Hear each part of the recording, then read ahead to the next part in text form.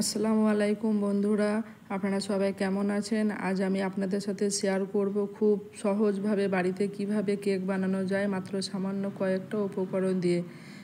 দেখুন, একটি জায়গার মধ্যে আমি চিনি নিয়ে নিয়েছি, এরপরে দিয়ে দিচ্ছি আপনার ডিম।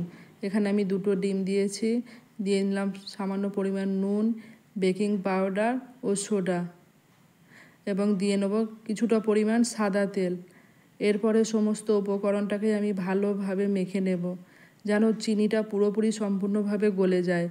এরপরে আমি এর মধ্যে মেশাবো আটা, তবে আপনারা চাইলে এর মধ্যে ময়দাও মেশাতে পারেন। তবে আজকের কেকটা আমি পুরোপুরিভাবে আটা দিয়েই করব। তো দেখুন, এখানে আমি এক বাটি আটা নিয়ে নিয়েছি। আটাটাকে ভালোভাবে আমি মেখে নিচ্ছি আস্তে আস্তে করে। এরপরে আমি আবারও এর মধ্যে দুধ মেশাবো। দুধ দিয়ে আবারও এটিকে আমি ভালোভাবে মেখে নেব। তবে দুধটা এখানে গরম নয়, নর্মাল দিয়েছি। দেখুন, দুধ দিয়ে আবারও এটিকে ভালোভাবে মেখে নিচ্ছি। তো ব্যাটারটি আমার সম্পূর্ণভাবে মাখা হয়ে গেছে। এরপরে আমি এই ব্যাটারটিকে 1 ঘন্টা রেস্টে রেখে দেব। যতটা পারা যায় রেস্টে একটু বেশি রাখলেই ভালো হয়। তো দেখুন, একটি ঢাকনা ঢেকে দিলাম আমি এখানে। ফিরে এলাম 1 ঘন্টা পরে। দেখুন, ব্যাটারটা আমার সম্পূর্ণভাবে রেডি হয়ে গেছে, তা দেখে বুঝতে পারছেন। এরপরে গ্যাস ওভেনে আমি ফ্রাই প্যান চাপিয়ে গরম করে নিয়েছি। এবার ফ্রাই প্যানের মধ্যে আমি ঘি দিয়ে নিচ্ছি। তো এখানে ঘিটা গলুক একটু। তা এখানে আপনারা ঘিয়ের পরিবর্তে সাদা তেলও ব্যবহার করতে পারেন, বা ঘি এবং সাদা তেল একসাথেও মেশাতে পারেন।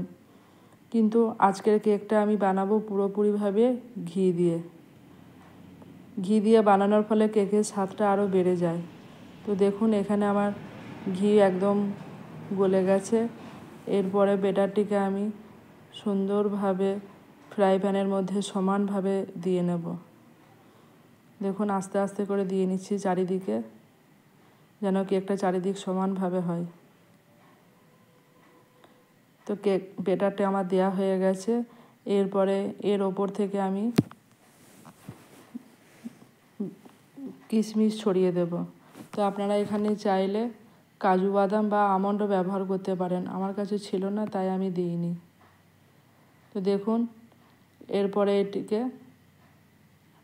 একদম লো ফ্লেমে রেখে দিতে হবে। একটি ঢাকনার সাহায্যে এটিকে আমি 20 মিনিট ঢাকা দিয়ে রেখে দিলাম। তো দেখুন, 20 মিনিট পরে আপনাদের দেখাচ্ছি। দেখুন, কেকের 1 পিঠ ভালোভাবে হয়ে গেছে।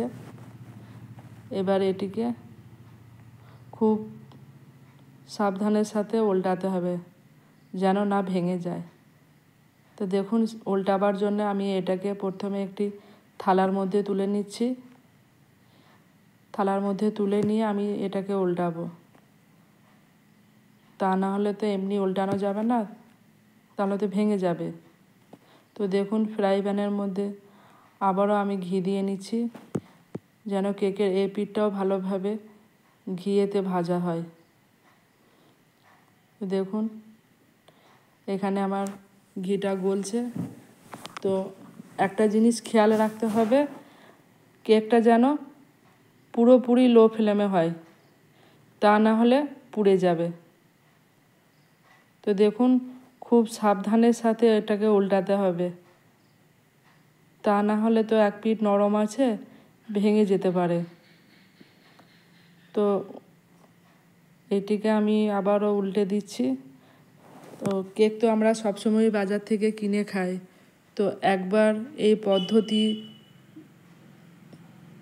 অবলম্বন করে আপনারা বাড়িতে কেক বানান, দেখুন অবশ্যই ভালো লাগবে। তো এটিকে আমি উল্টে দিয়েছি। আবারও আমি খানিকটা ঘি নিয়ে এই পিঠটায় দিয়ে দিলাম।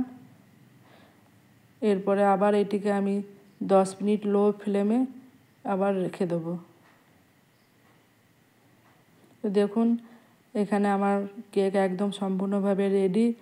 এবার এটিকে আমি ঠান্ডা করতে দেব। ঠান্ডা করার পরে পিস করব, নাহলে ভেঙে যাবে।